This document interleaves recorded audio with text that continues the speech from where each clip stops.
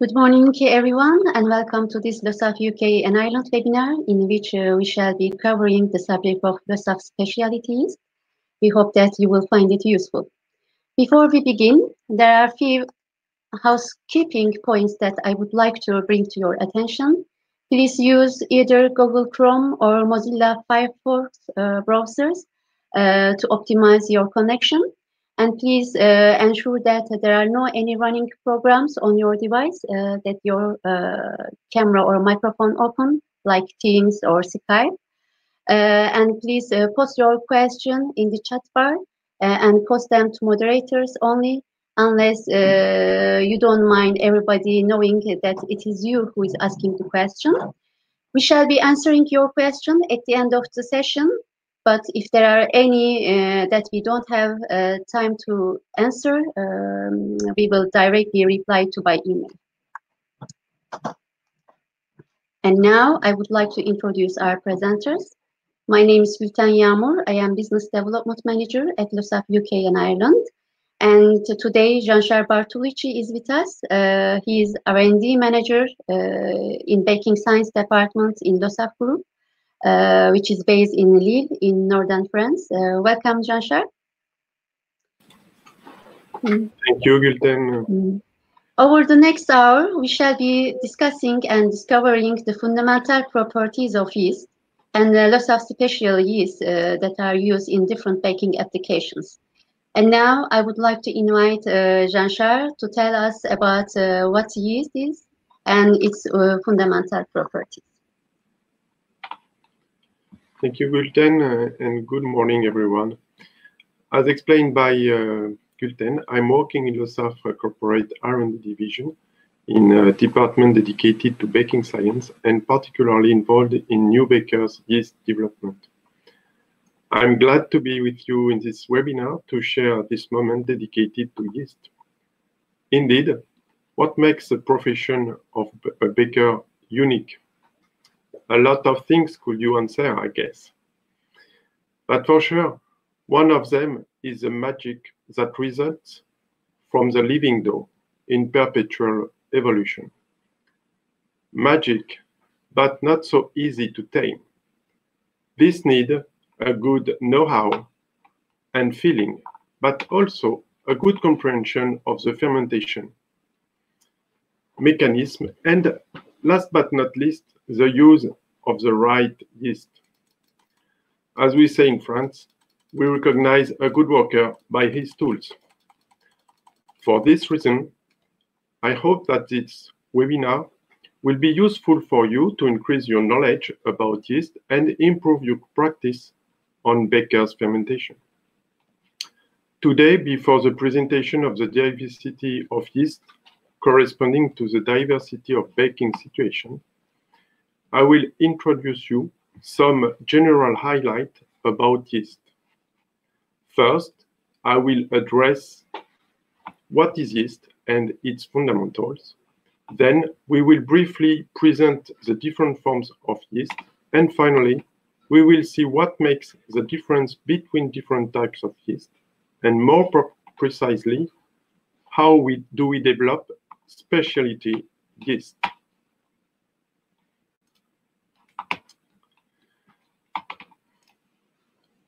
Let's begin by some history.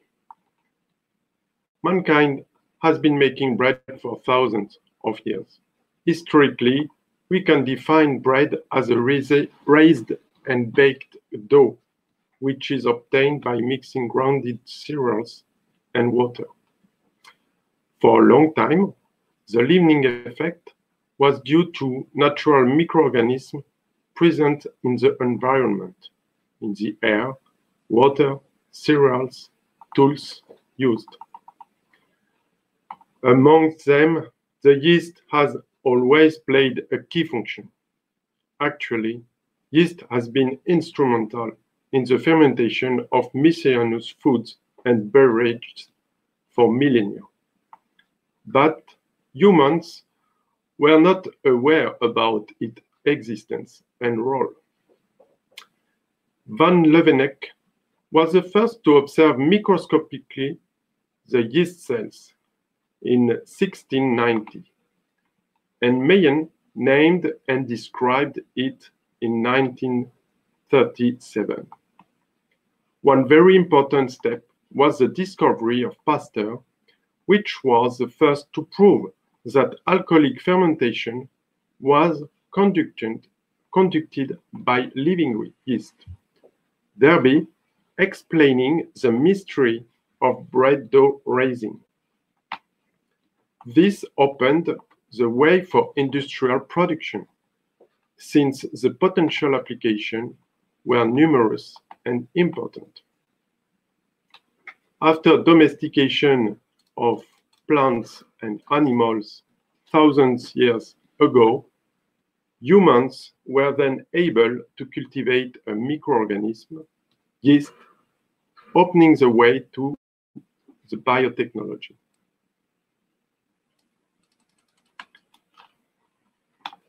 But now, what is exactly yeast? It is a very small organism made of a single cell.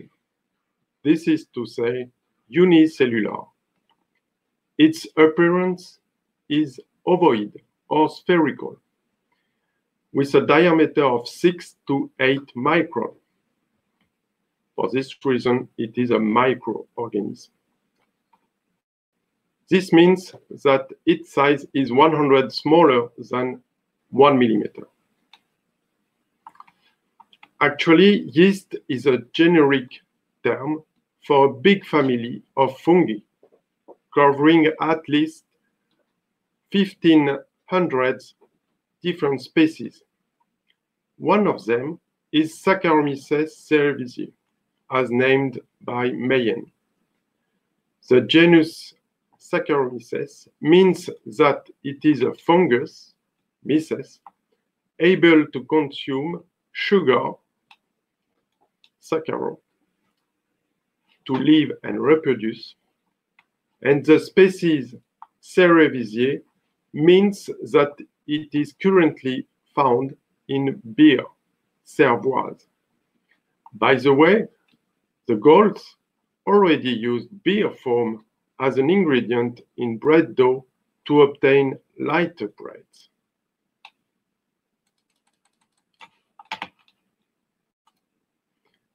In this electron microscopy picture, you can see many yeast cells.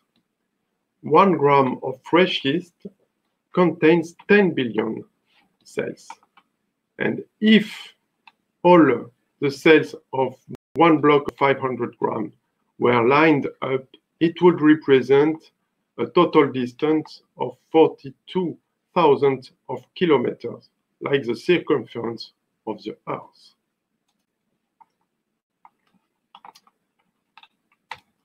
Now, let's see what yeast needs to live and reproduce. First of all, yeast needs sugar, as sucrose or simple sugar like glucose. In presence of oxygen, its metabolism is breathing. It is very efficient. Eating one molecule of glucose generates a lot of energy, which is useful not only to maintain a basic metabolism, but also to multiply by budding. You can see in this picture a cell in budding. The time for a mother cell to deliver a daughter cell is quite short, from 1 hour and a half to few hours. This is this reaction that is used by yeast manufacturers to cultivate yeast.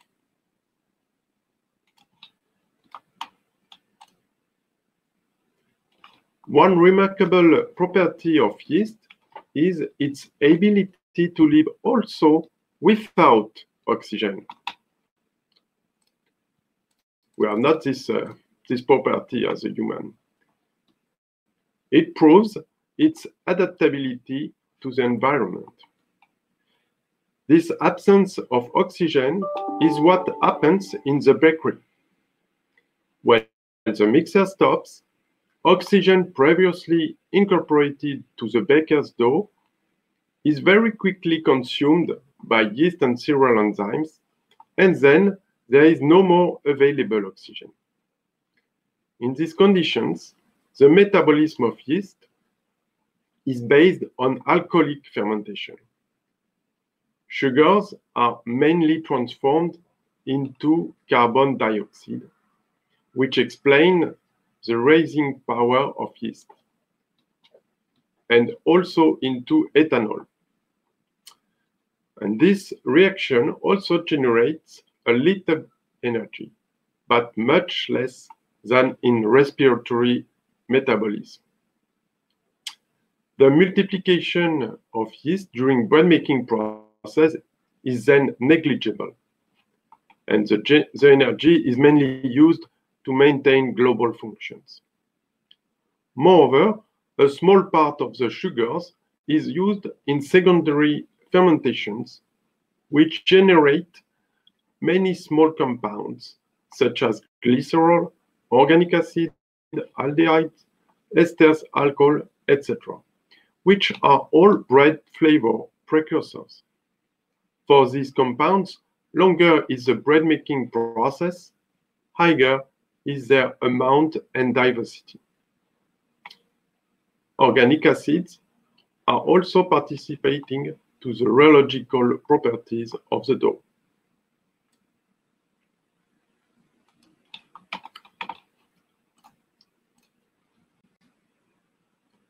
As mentioned in the introduction video, yeast has a lot of applications. Some are naturally used for century life, like for bread making and for fermented beverages. But the benefits of yeast are more and more exploited for health and nutrition for humans, animals, and also to protect the plants. Yeast is also used to produce biofuels. And Lesaffre is involved in all these kind of application by dedicating a business unit for each of them. And we are convinced that there are still many potentials to be discovered and used to better nourish and protect the planet. In practice, yeast is produced in fermenters. By using a carbon source, most of the time, from cane or beetroot molasses, and by adding other essential components like source of nitrogen, minerals, and vitamins. A lot of oxygen is used in the fermenter to have a good multiplication of yeast cells, and the process is finally managed by controlling different physical parameters like the pH, the temperature, the agitation, and so on. The recipe, the process, and the strain used are designed according to the final specification we are looking for. We will see that point later.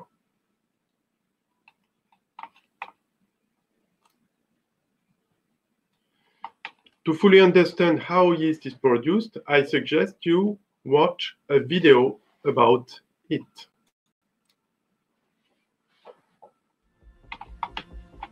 Here at Lesaffre, we are experts in the fermentation of yeast.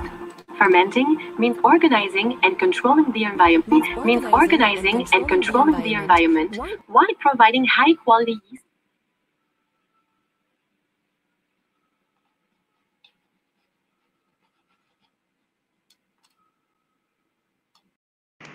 Okay. Providing high-quality yeast cells with the materials they need, like sugar and oxygen, for example, in order for them to generate many other cells. At Lesaffre, we create all the right conditions for fermentation, enabling the yeast cells to multiply. Let's learn how. It all begins in what we call the strain bank, where the different strains of yeast cells are stored at -80 degrees Celsius. An initial liquid culture is prepared in a tube. A few milligrams of yeast are transferred to a culture medium, and this is placed in an incubator at a favorable temperature. The fermentation process then requires patience. Next, the yeast cells are transferred to a larger environment. The purpose of these different stages is to successively increase the biomass, namely the quantity of cells produced, in order to reach a sufficient quantity of yeast. We can then pitch a fermenter to obtain the first generation yeast. The end result is several tons of yeast generated in just a few days. The yeast is then separated from the culture medium, which enabled the cells to multiply thanks to the use of a centrifugal separator.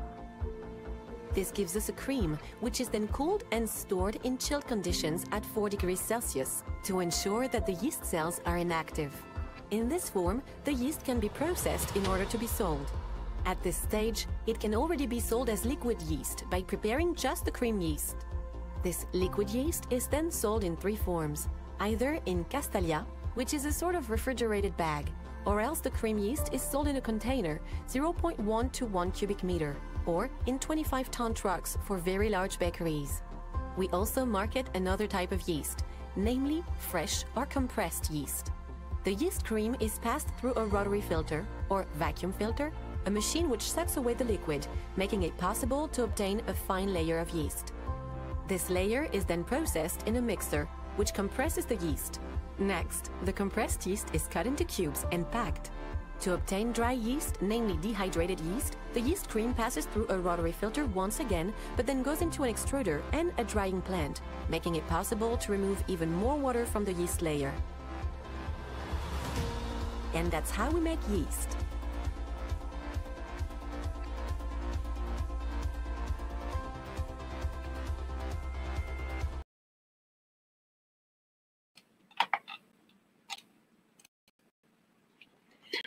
Commercial yeast are available on different physical forms, as we have seen in the video, which are associated to different usage, advantages, and constraints. The choice of the right form is then an important point to be considered according to each situation.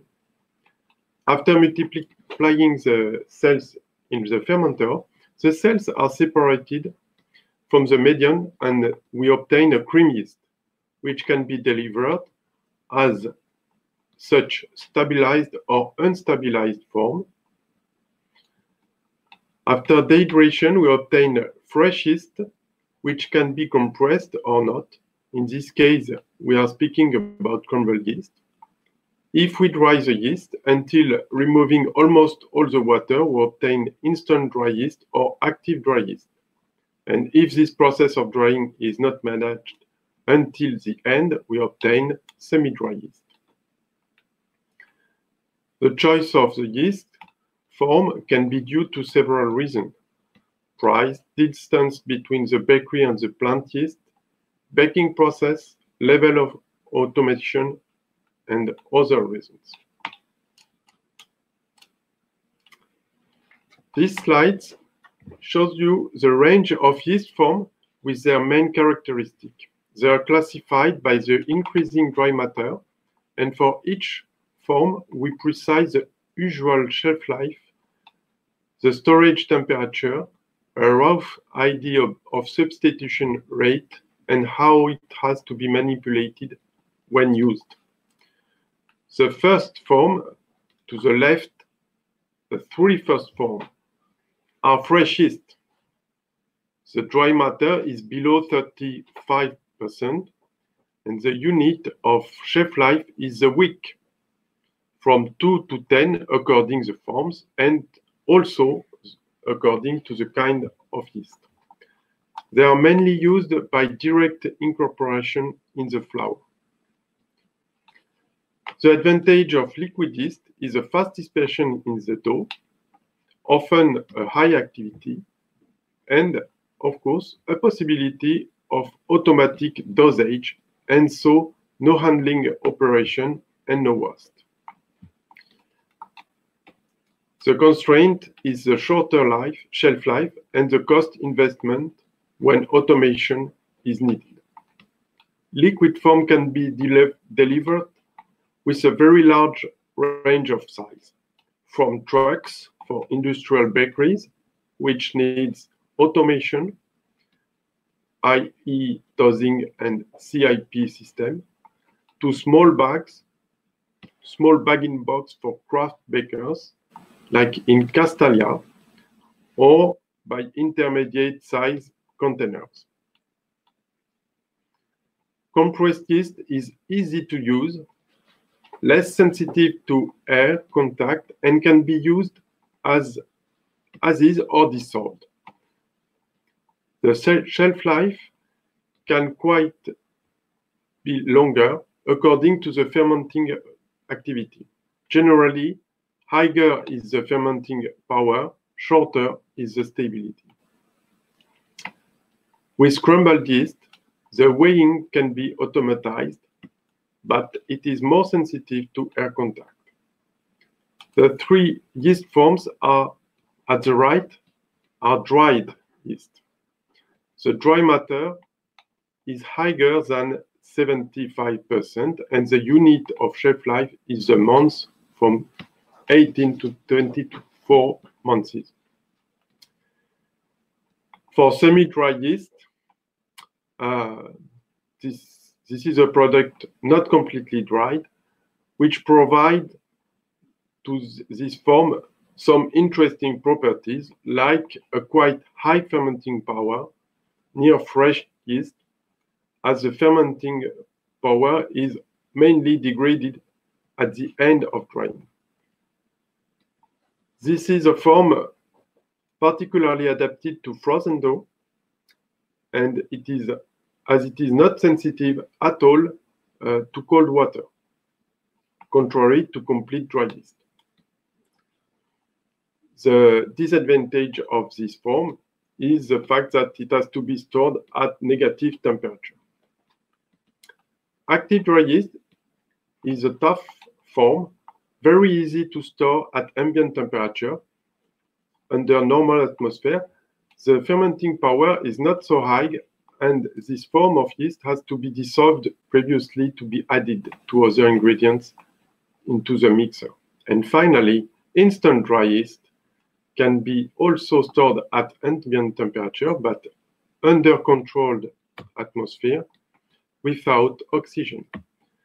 The fermenting power with that form is higher than with active dry yeast, and the range of products available is more diversified, and it can be easily used by direct incorporation to the mixer.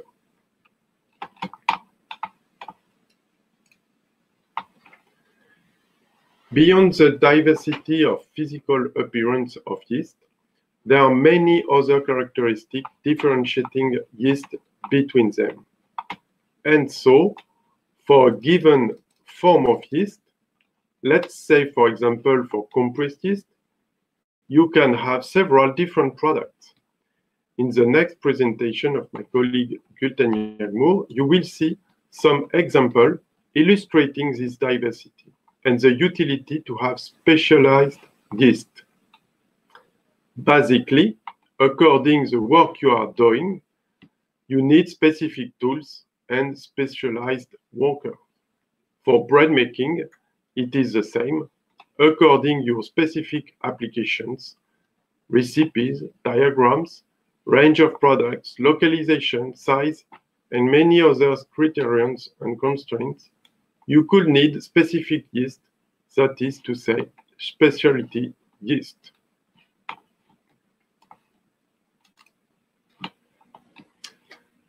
For yeast, the specific characteristics of one kind of yeast is a result of a combination of strain, selection, and process and raw materials.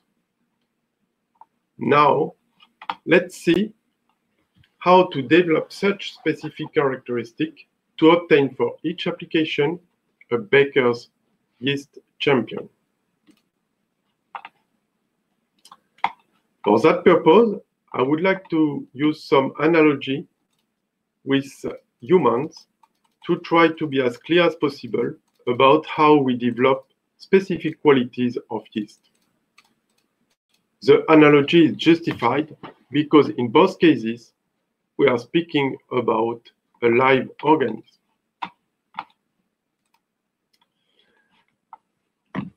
Let's imagine we want to develop a sport champion, like all countries are doing, for example, to prepare Olympic Games.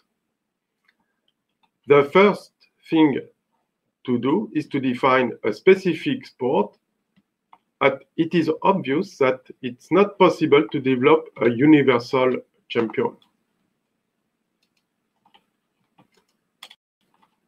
In this example, let's choose running for marathon. We will first select the best candidates in the country's population, i.e. the individuals, generally children, with the best potential. Then, the challenge is to transform a potential into a champion, which needs to design. So here we find several good candidates, which needs to design the best diet and training to have a champion. Here, the difference is only that yeast needs to be mentally coached. If you have found a very good potential and apply the right diet and training, then you have a good probability to have developed a marathon champion, at least at the scale of your country. If we change the sport targeted, you have to select again the best candidate, but the best will be probably different as previously.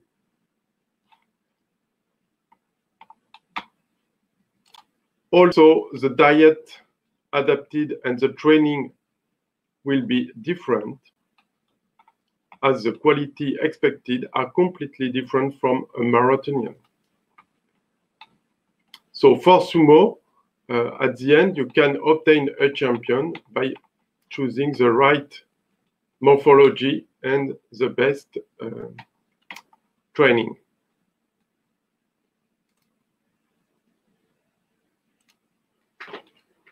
To develop a champion baker's yeast, it is the same. We have first to define the application,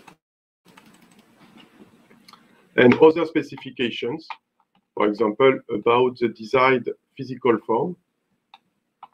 And we have also to understand what mechanisms are involved in the traits we are trying to improve.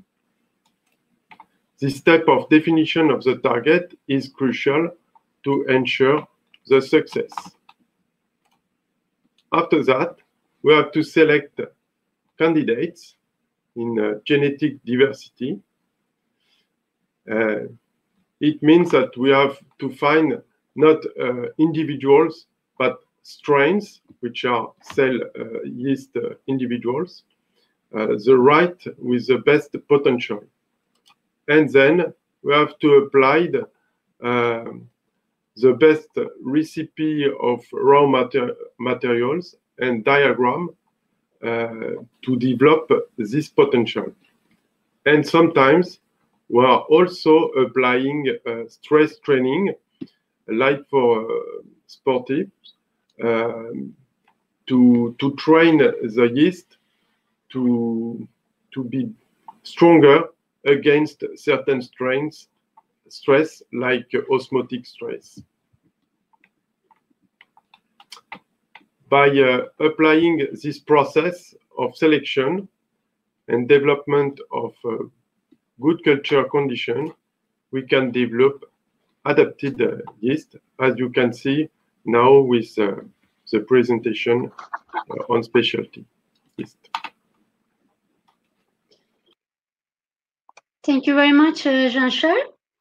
Before we move on, I would like to invite you to take part in a little survey which asks,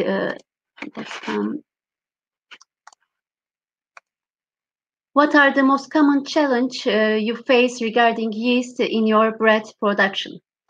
You may select any or all of the options on your screen, and I will give you a moment to vote.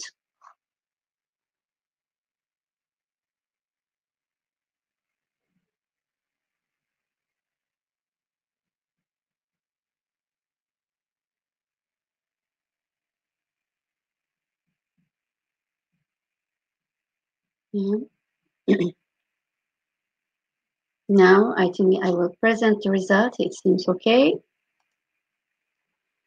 It seems the main challenge is shelf life, and then equipment control in liquid yeast system. Yeah, thank you very much for taking part. So in the second part of the webinar, I will tell you about Lesaffre Expert Solution, which is an innovative approach that meets the specific needs of the professional bakers in the field of fermentation, and covering the different functional yeast in the Lesaffre product range. What do we mean by specific needs? This could be related to the market trends, such as producing more and more aromatic and longer shelf life products, or you might wish to increase the efficiency in your production, or increase the availability of the product at every point, or reduce your energy cost. This expectation can be achieved using adapted recipes and procedures. As you know, there are many different recipes. Some products contains high amount of sugar. Some products has calcium propionate or other preservatives. In some process, the dough is frozen or stored at cold conditions. In each case, the yeast performance can be affected. For these reasons, we make recommendations using yeast types that will perform best under these stressful conditions. And Lesaffre has a number of specialists, for different process and conditions, such as Osmo Tolerant yeast, freeze tolerant yeast, or yeast for Acidicto, besides conventional yeast, or we can say the standard yeast. I will describe some of them briefly to you. So let's start with standard yeast. Standard yeast perform well in lean dough or the recipe which has low amount sugar. They are produced with high, medium, or low activity in terms of gas production. It is important to select the right yeast for your process. Here, you see 3 compressed Lesaffre yeast brands that you may already familiar with. DCL high active craft, high active, DCL traditional, and Hirondelle blue. And we did a comparative test.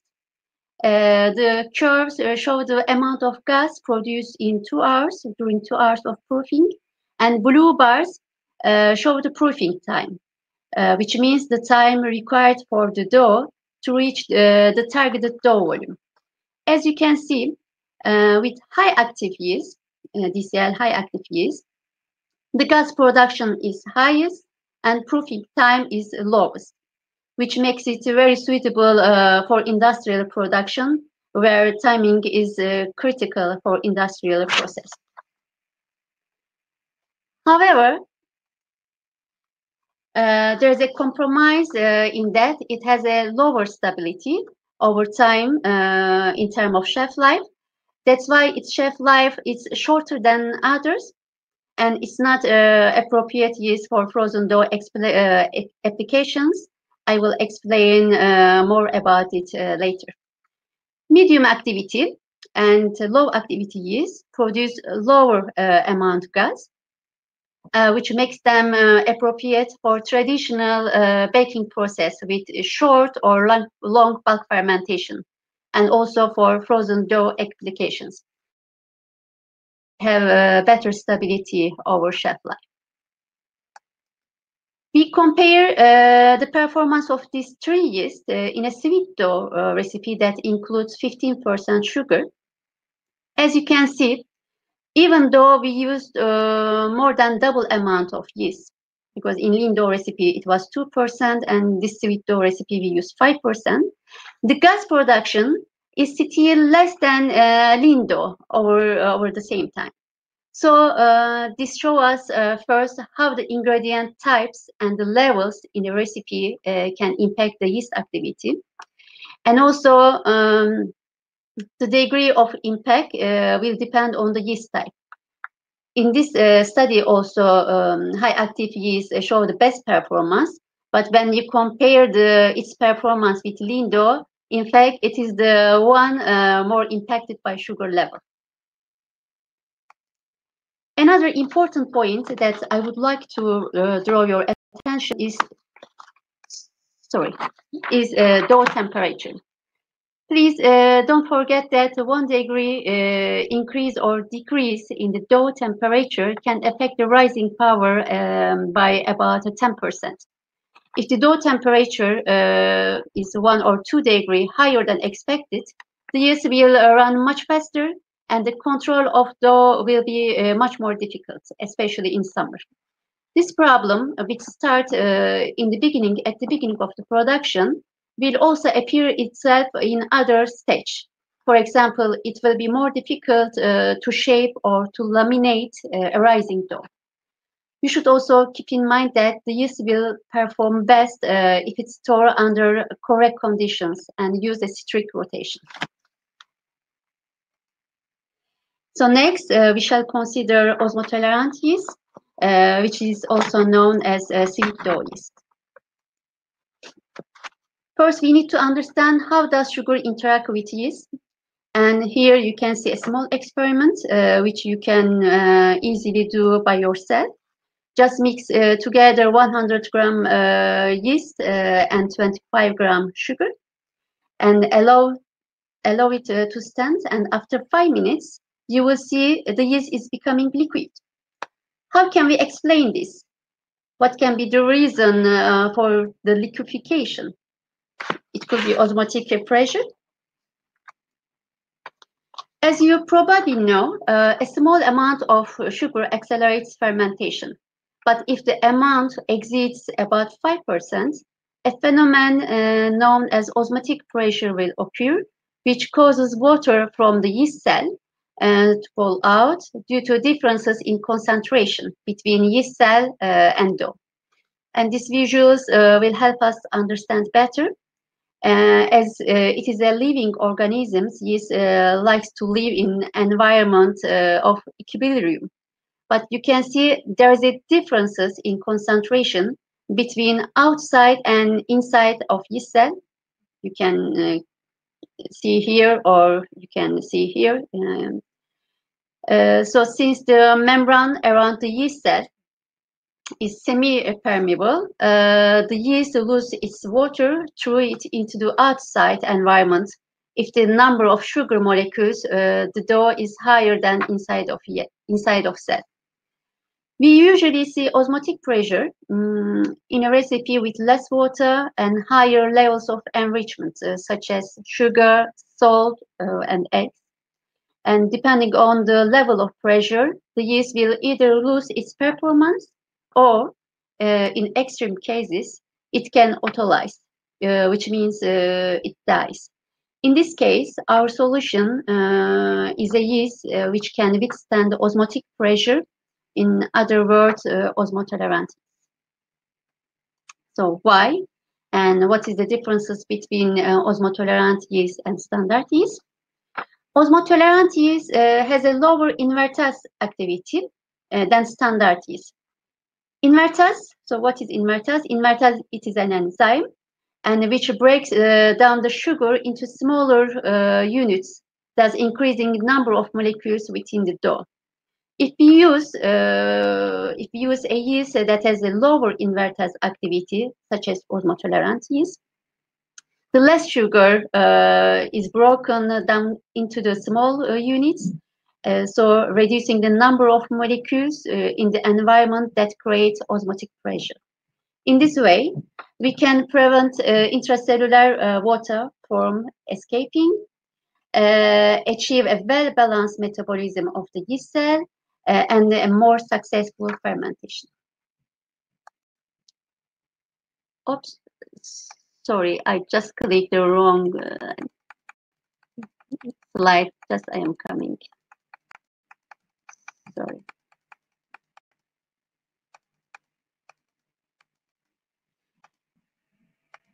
Yes. Okay. In this slide, you can see a comparative test between osmotolerant yeast and standard yeast. The comparative test was made in a sweet dough recipe which contains 25% sugar and 7.5% fat, and the same level of each type of yeast was used. As you see, osmotolerant yeast produce almost more than double amount of gas, and also it has better proof time and bread volume. So this means that you can reach the same dough volume in a shorter time, or you can decrease the amount of yeast that you use, which may give you better flavor profile in the finished product. The degree of benefit will depend on the level of osmotic pressure. If the pressure is high, you will see more impact of osmotolerant yeast. What I try to say, here we use 75% sugar, but if the recipe has 10% sugar, this benefit will be less. So next functional yeast is freeze tolerant. As you know, frozen dough applications are becoming very common. And you can see three of most often used frozen dough applications in the picture: ready to proof, pre-proofed, and part-baked. I especially want to talk about ready to proof technique. In this technique, the dough is shaped, frozen, and stored at -18 between 3 and 12 months. When it's needed, the dough is defrosted, fermented, and baked. There are many points to consider in order to achieve good stability during shelf life and good finished product quality. And one of most important is yeast. Yeast cells are very sensitive to freezing process. That's why it's important to limit or preferably avoid any fermentation until freezing process is completed. Bulk fermentation and long resting times are not recommended. Therefore, high active yeast is not suitable for this kind of application since the fermentation starts almost immediately. And also classical dry yeast, instant or active dry yeast, are not suitable for frozen dough applications. In our product range, there are two yeasts specifically developed for frozen dough applications. One of them is F3, means free-flowing frozen yeast. This is in a semi-dry fluid form and is stored at -80. We also have a freeze-tolerant fresh yeast, which comes in cream, block, or crumbled forms. F3 yeast, being frozen, has the advantage of longer shelf life than fresh freeze-tolerant yeast, and it's easier to transport to country where fresh yeast supply can be a real challenge. Both yeasts are good for frozen dough applications, but F3 can be considered especially for long shelf life ready-to-proof dough. I mentioned that it is important to limit any fermentation until freezing process is completed. In the left-hand graph, you can see delaying effect or retarded effect of F3 yeast. It is the blue curve. Freeze-tolerant yeast slows down the start of fermentation, and this is defined as a retarded effect. And it begins the fermentation later. And the graphics on the right, you see the stability in gas production for a sweet dough. For 2 years, as you see, it has really very good stability over this long period of time. Our next one is yeast for Acidicto. This yeast is ideal for dough, including preservatives such as calcium propionate, acetic acid, and also sourdough. Today, more and more sourdough is being used in recipes, giving more acidic dough. We should keep in mind that the acidity can impact the yeast activity. The pH inside of yeast is about 4.9 and 5.6. And the dough pH is generally between 5.2 and 5.8. But if the dough pH is higher than 7 or lower than 4, the yeast activity can be compromised. It may lose its activity or even, in extreme cases, die altogether. Similarly, preservatives such as calcium propionate, sorbic acid, acetic acid, or lactic acid, which are used to reduce the pH of the bakery product and to increase their mold-free shelf life, or to control the raw, especially in packed bread. So, do they affect the yeast? Let's see. Let's look what happened inside of yeast cell when we use CP, I mean calcium propionate. So CP is dissociated calcium and propionic acid, and all these reactions happen inside of yeast cell. The result of this dissociation is an increase of the molecule inside, which creates a kind of osmotic pressure, damaging the yeast cell and causing loss of activity. In this case, our solution is to use an acid-tolerant yeast. As this yeast is developed specifically for this kind of effect and reactions, there will be fewer molecules inside, created inside the yeast cell, and the level of damage will be minimal. Let's see the baking result. Here you can see a comparative test made between standard yeast and acid-tolerant yeast in a dough recipe including 0.3% CP. The same level of each type of yeast was used. As you see, acid-tolerant yeast is well adapted to this stressful condition. It produces more gas, around 40%, and it has a better proofing time and bread volume. And next functional yeast is yeast for chilled dough application, or we can call it retarded dough applications. As you know, in retarded bread dough technique, the dough is generally kept between 0 and 10 degrees. And in this graph, you can see the volume of dough made with standard yeast and kept at 4 degree and 10 degree for 2 days. As you see, even at 4 degree, the fermentation continues. So what will happen if the fermentation continue? This will cause the negative quality effects for long storage, for handlings, and for transportation, such as excessive gas production, weak dough, irregularity on finished products, and unsold finished products.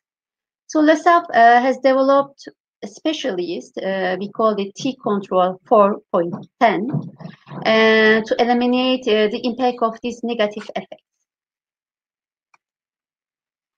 Here you see a comparative gas production. The blue line is T-control and the green one is conventional standard bakery yeast. The dough is was kept at 10 degrees for 72 hours. And in this condition, T-control yeast produce about 55% less gas than standard yeast.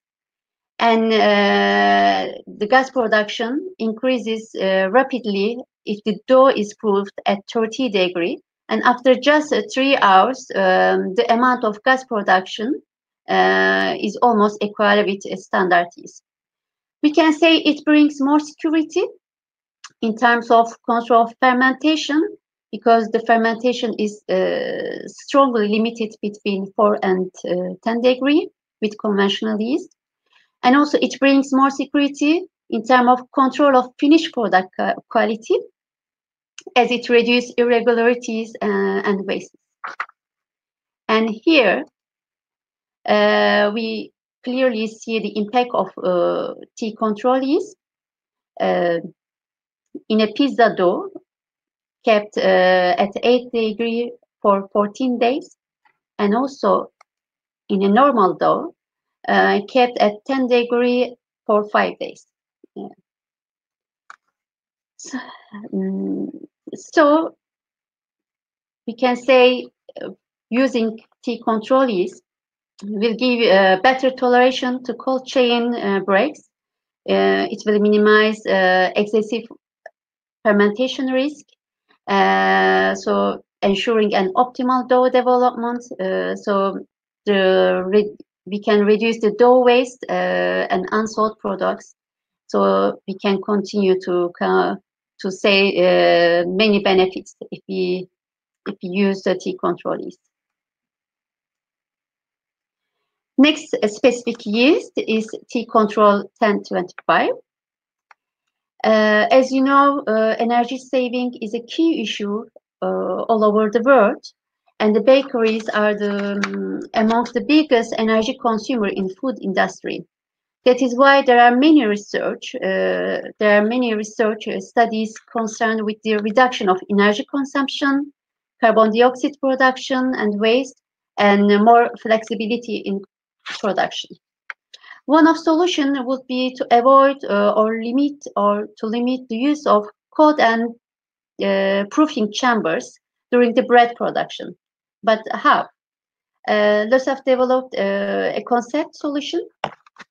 In this concept, the dough is proofed to the targeted volume. Then its volume and shape are maintained during several hours storage at ambient temperature without the need for chilling.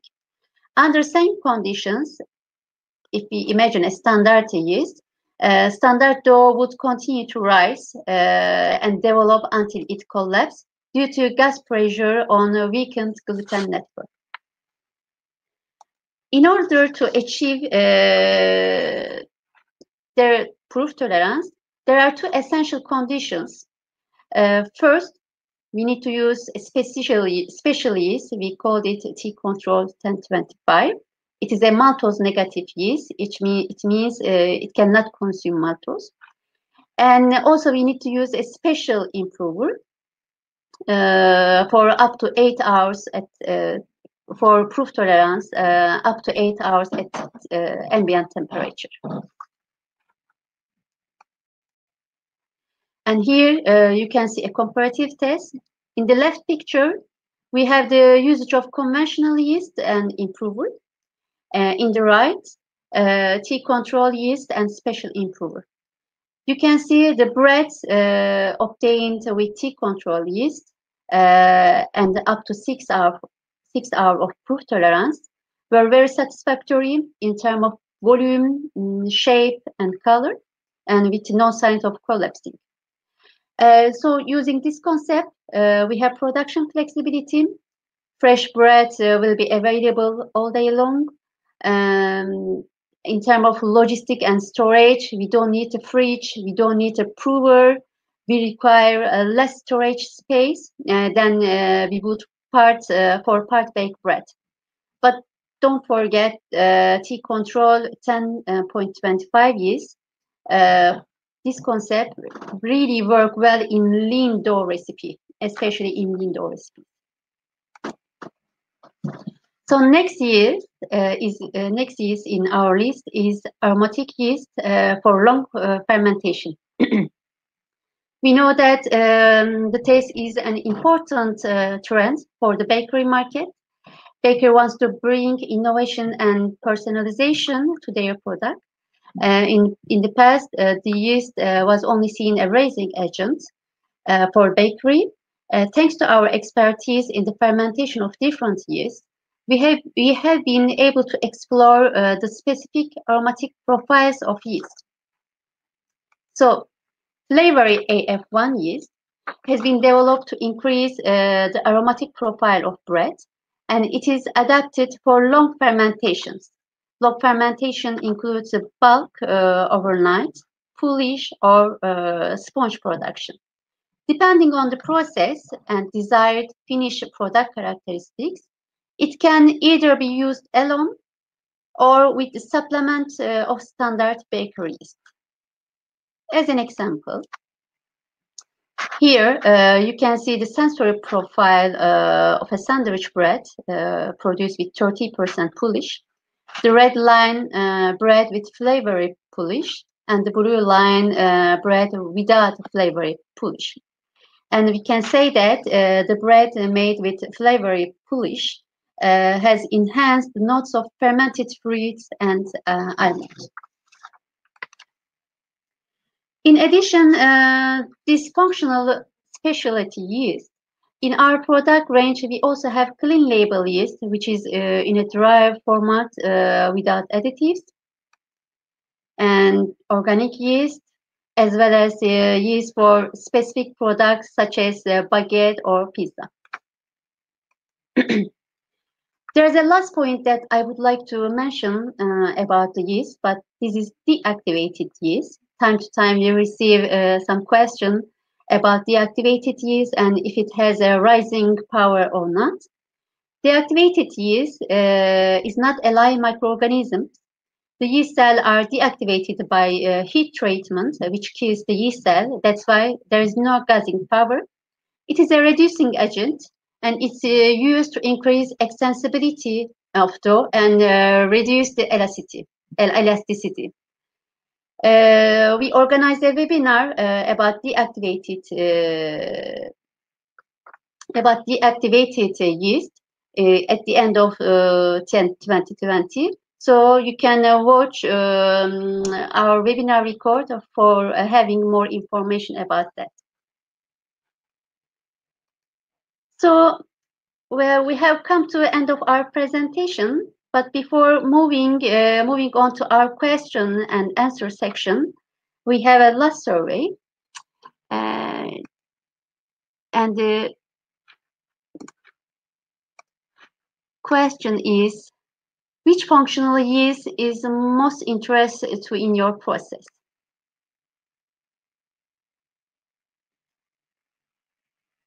You may select any or all of the options on your screen.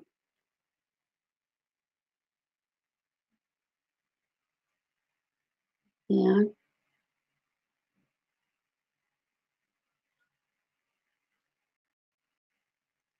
So I think now it's okay. I can present the results. Yeah, it seems AF aromatic yeast. No, also freeze tolerant yeast. Yeah, they are it seems more interesting to you. Thank you very much. Now it's time it's time for us to take your question. Please just post your question in the chat bar at the right side of your screen. I see there are already some questions. The first one, I would say, do I need to change the level of yeast I use in recipe when I switch from one type to another? Jean-Charles, you would like to answer? It depends of which yeast we are speaking on and the situation. There is no general answer. Maybe I can say, I think the question is asking, as we mentioned, the yeast has different forms, liquid, dry, or compressed, and the dry matters varies depending on which forms you use. In theoretical calculation, we say 1 kg dry yeast can be used instead of 3 kg of compressed yeast, because the dry matter is 3 times more than compressed yeast. And also we say 1.5 kg liquid yeast can be used instead of 1 kg compressed yeast. But this is only for theoretical calculation we use as reference. It will be really depending of which type of process and recipe you use. For example, if the dough temperature is lower than 28, dry yeast are not really enough active, and you cannot get desired performance.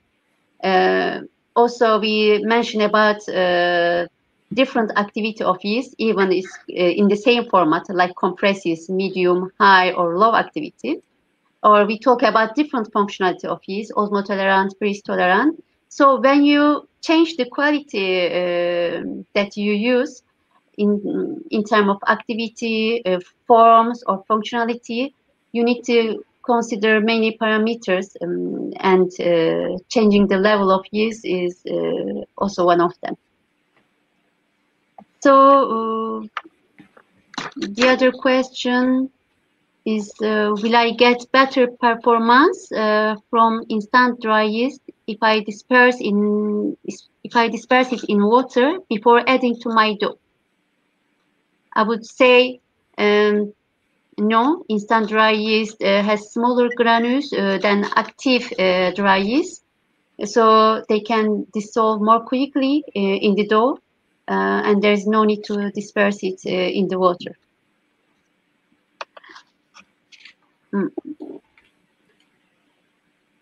And what are the tools to measure the yeast activity? Jean-Charles, which tools you are using when you develop the yeast to measure the yeast activity? Could you repeat the question? What are the tools to measure the yeast activity? Oh, we have equipment to do that by measuring the pressure into hermetic pots. With this kind of equipment, we measure the gas production, but also when we are comparing yeast, we are also making bread making trials, and we are comparing the proofing time, basically in pan breads, for example, to have a better pragmatic view. And if the equipment, the proofing cabinet is precise enough in terms of temperature and humidity control, we can have a good idea between two yeast. Proofing time is a good way also. But for us to understand better how is working the yeast, we like to measure only the gas production, to have also a view about fermenting profile.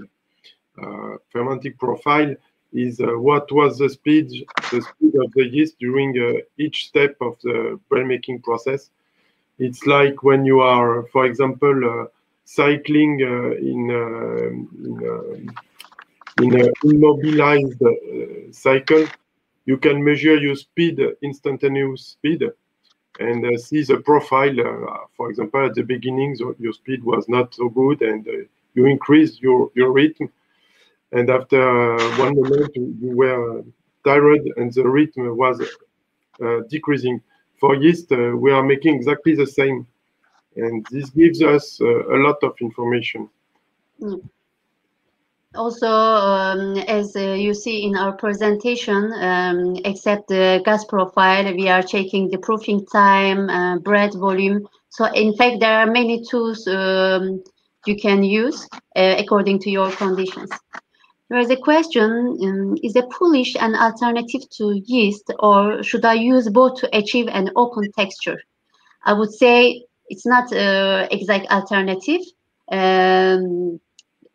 Because in Polish also, depending on the recipe, we use yeast, and I suggest to use both to have open texture, and Polish is mainly to give the flavor, also to improve the crumb structure of the bread and to have the more aromatic bread. So in any case, I would recommend to use both. The amount of flour, the yeast level in the Polish, these are the points you can play to have the open texture. And the other question is, can I freeze fresh yeast if I have a surplus in stock? I would say it can be done for home baking applications, but we don't recommend for industrial applications when we consider the amount of yeast to be frozen. As we explained, the yeast cells are really sensitive to freezing process, and choosing the correct freezing process, for example, suitable or appropriate freezer, correct freezing time and temperature, storage time or temperature, even the age of yeast you will freeze. They are really important parameters. And in any case, please don't forget that yeast cell will lose its activity and will show lower performance. In this case, if you freeze and if you would like to reuse, we recommend to increase the amount of yeast in your recipe. And of course, you need to increase the proofing time. But this is not something we recommend for industrial applications. Yes. I think yes, another question about sometimes my compressed yeast has a sticky outside surface. What causes this, and will it affect the fermentation? As you know, yeast is an alive microorganism, and it continues to breathe even we keep at colder conditions. During the respiration, water comes out. So, and the packaging used in block or compressed yeast is not waterproof to allow the yeast to breathe. And because of this water transfer, these has a sticky outside, but the performance of the product is not affected. And if the yeast is stored under right conditions, and if we make the good air circulation, this thickness will appear less. Yeah, another question: can I still freeze a dough with frozen yeast in it if it has been allowed to bulk ferment before processing? I would say it depends on the duration of the bulk fermentation and also ambient temperature. If the parameters such as dough temperature or ambient temperature is under control, A short bulk fermentation may be allowed, such as 15 or 20 minutes, depending on the recipe. However, you should keep in mind that if you aim to have a longer shelf life, at -18, and then to have a good product quality, the best application is to avoid any bulk fermentation.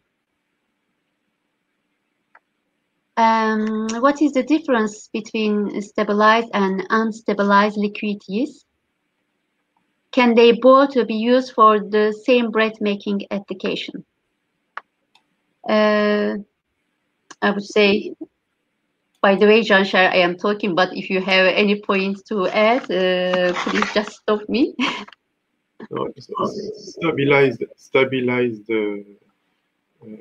liquid yeast means that we are adding a stabilizer to avoid decantation, and it is most used when we have large containers and in static position. So if there is no movement, yeast during time can decrease in the container. So this is the only difference, but there is no interaction with performance. The performance is the same between stabilized and non-stabilized liquid yeast. Yeah. Okay. And another question, I think last two questions. Occasionally, I find I have some fresh yeast that is more than 2 weeks. 2 weeks past its best before date. Can I still use it? After the best before date, this performance will begin to drop significantly. It will also be susceptible to deterioration as its microbiological quality change. For this reason, generally, yeast manufacturer don't give any guarantee about the performance of the product. But if you have stored under right conditions, and after 2 weeks, it's a little bit long time, yeah. After 2 weeks, if there is no mold, no bad smell, I think you can use it, but you should increase the amount of yeast in the recipe as it will reduce its activity. Yeah. And the last question, does acid-tolerant yeast extend the shelf life of bread? No, acid-tolerant yeast is used in a recipe which contain preservative. It is not for increasing the shelf life of bread. Just it performs well than standard yeast. I think that's all, Jean-Charles. Now it's time to close our session for today. And I would like to thank Jean-Charles Bartolucci for joining us and sharing his expertise, his expertise. We hope that you found this webinar interesting and useful, and you can contact any of our team using the mail address displayed here, and there is more information available on our website. And we hope that you will be able to join us again for our next webinar when we shall be describing our invented premixes and mixes and organizing a live baking show to demonstrate different recipes and ideas. And you can catch up with our previous webinars on our YouTube channel. And please don't forget to follow us via LinkedIn. And thank you for your attention and goodbye. Thank you, Jean-Charles. Thank you, Gulten.